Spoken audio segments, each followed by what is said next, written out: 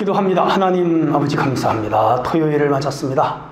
또 내일은 주일이고요. 우리 사랑하는 가족들을 축복하시고 각 가정과 심령후에 은혜를 주시며 우리 은혜교회를 크게 축복하시옵소서. 이 시간도 말씀을 배우겠습니다. 지혜를 주시고 언제든지 말씀의 이끌림을 받아 사는 성도의 삶이 되게 하옵소서. 예수님 이름으로 기도합니다. 아멘. 예, 오늘은 9월 9일이죠. 9월 9일 토요일입니다. 히브리서 6장 1절로 12절 제가 읽습니다. 그러므로 우리가 그리스도의 초보를 버리고 죽은 행실을 회개함과 하나님께 대한 신앙과 세례들과 안수와 죽은 자의 부활과 영원한 심판에 관한 교훈의 털을 다시 닦지 말고 완전한 대로 나갈지라.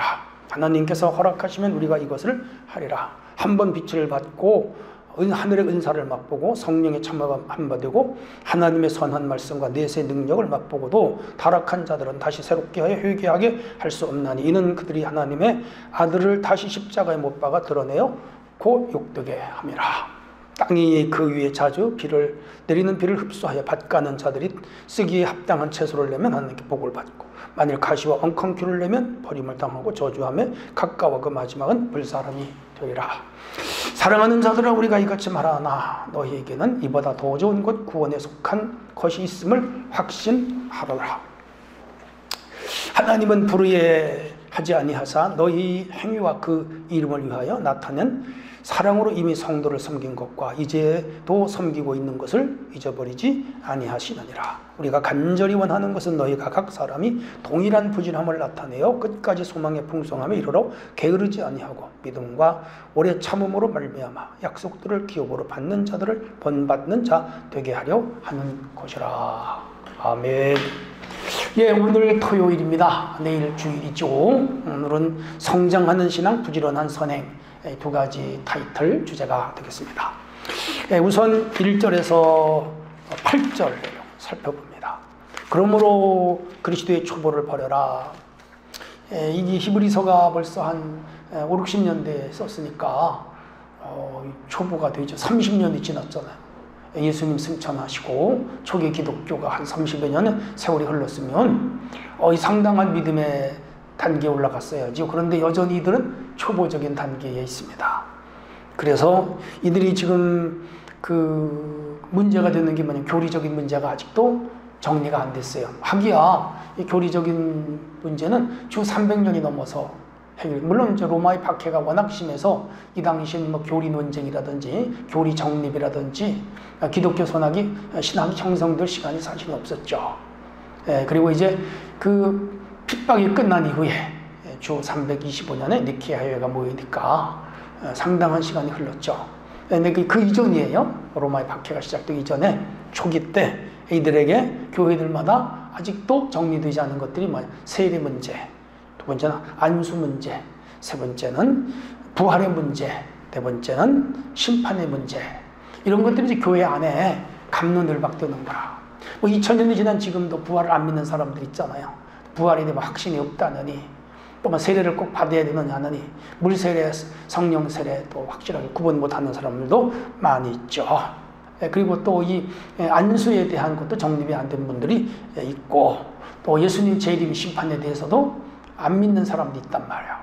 그러니까 이 시기에도 이런 중요한 교리적인 문제들이 정리가 안 돼서 교회들마다 시끄럽고 또 이런 것들이 정리가 되지 않다 보니까 믿음 생활에 확신이 생기지 못한 거죠.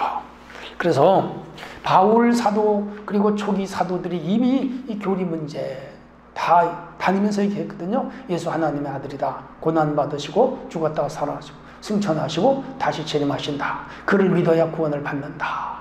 십자가의 능력과 부활의 능력을 믿고 보혈의 은총을 믿어야 된다. 수없이 가르쳤는데 이단들이 계속 들어왔다 그랬죠. 마르시온, 몬타너스주의, 또 영지주의, 가현설, 또 니골라당, 율법주의, 할례당, 이런 사람들이 자꾸 와서 딴 말을 하니까 교인들이 헷갈려가지고 다들 이 복잡하다 말이야. 차라리 유대교로 가는 게 좋겠다. 그래서 많이 유대교로 넘어가고 교회가 많이 흔들렸다 이 말이에요. 그래서 이제 이런 것들은 이미 초기에 사도들을 통해서 닦아는 토와 같은 것이기 때문에 그런 거 가지고 다시는 갑론을박하지 말아라. 오늘날도 마찬가지입니다. 우리 예수님 십자가 대속, 부활, 승천, 재림, 그리고 예수님의 그 구원 사역, 대속, 구속사죠. 확실하게 믿고 내가 예수 안에 이미 구원받았음을 믿고 조금도 흔들리지 않는 그런 믿음을 가져야 됩니다. 그래서 4절에 한 번 빛을 받고 성령을 말합니다. 하늘의 은사를 맛보고, 여러 은사 있죠? 지식의 은사, 지혜의 은사, 가르치나 병수나 능력이나 명들분 별뭐 다 은사들이죠. 그러면 성령의 참여함 받고, 성령 받은 사람 다 우리가 체험했잖아요. 하나님의 선한 말씀과 내세의 능력을 다 맛봤는데 그런데도 타락을 한단 말이에요. 이렇게 된 사람들은 다시 회개할 수가 없다. 왜? 그 타락하여 세상으로 돌아가는 것은 예수님을 십자가에 2번 못 박는 것으로서 이것을 성령 회방죄라고 그럽니다. 이건 용서를 못 받아요. 성령 회방죄가 뭐냐? 예수를 믿고 성령의 은사를 맛보고 구원의 체험을 하고 직분도 받고 교회를 다니던 사람이 세상으로 떠나가는 것, 그걸 성령 회방죄라 그럽니다. 그 사람들은 구원을 받기가 어려워요. 그래서 어떤 분들, 목사님 예수 잘 믿다가 세상으로 나갔는데 그 사람 구원 받아요? 못 받아요? 예수님이 하나님이 택하셨다면 다시 돌아올 것 아닌가요? 예, 하나님이 택한 자는 맞은데 그가 성령을 회방하면 구원을 못 받아. 그러니까 세상으로 나가는 것은 뭐지요? 성령을 회방하는 거예요. 다시는 회개하여 구원받을 길이 없습니다. 타락하면 안 된다는 거죠. 그러면서 7절로 8절은 비유예요. 땅이 그 위에 자주 내는 비를 위하여 흡수하여 밭가는 자들이 쓰기 합당한 채소를 내면, 농사를 짓잖아요. 그 땅에서 곡식이 올라온단 말이에요. 그래서 채소나 곡식이 농부의 마음대로 잘 자라서 채소가 풍성한 양념을 한 이제 그 반찬이 되든지, 아니면 곡식 씨앗이 곡식이 되면은 그건 복을 받 주인에게. 그건 주인이 다 창고로 들이잖아요.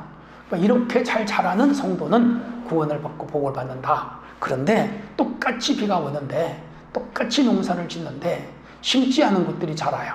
그게 뭐지? 엉겅퀴라든지 또 이거 잡초라든지, 우리나라 하면 가라지라든지 혹은 피라든지 이런 거예요.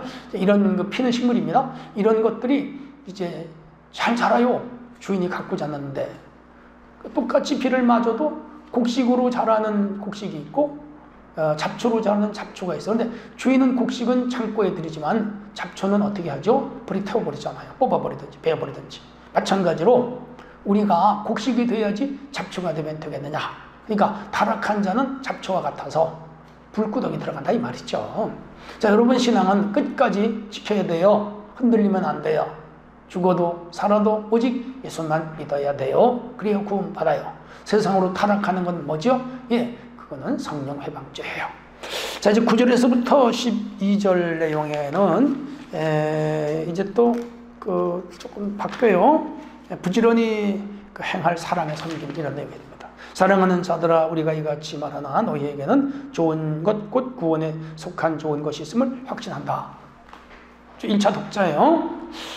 이들을 이제 겁주거나 책망하는 것이 아니라 너희에게 있는 구원을 잘 지켜라 이 말이죠. 우리 구원 받았잖아요. 값진 구원이잖아요. 잘 지켜야죠.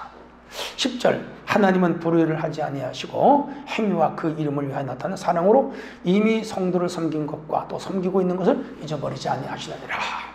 이 초기 교회 성도 얼마나 힘들었겠어요. 수많은 전도자들 다 먹여주고 재워주고 여비주고 돌봐주고, 또 오늘처럼 제도화준 교회들이 아니고 가정교회들이다 보니까 다 일일이 돌아보고 믿음 생활하게 하고, 또 유대인들의 박해와 이방인들의 시기 박해가 얼마나 많았어요. 다 그들이 붙잡아주고 그랬어.